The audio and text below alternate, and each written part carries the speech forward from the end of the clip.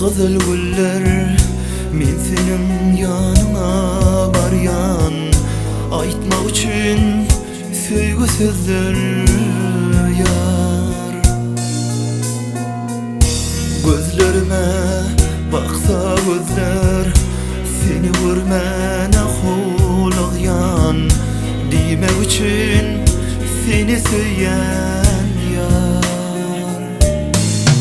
Yüreğimin arzunani, bu kalbimim sen saylani, sen bilen geçtin ömrüm bari, sen benim dünyam. Yüreğimin mehribani, bu kalbimim sen sultani, gözlerimin sen saylani, min seni süýän.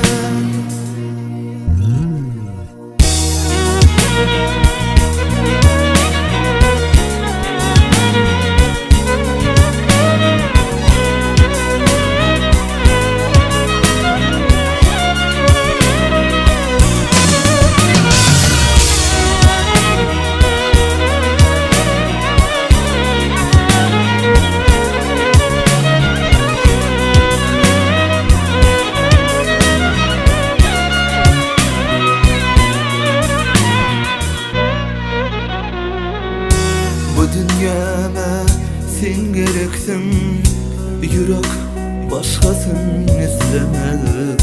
Bana senin söýgüň yeter yar. Kara gözlüm canım alar, meni üçmez o da salar.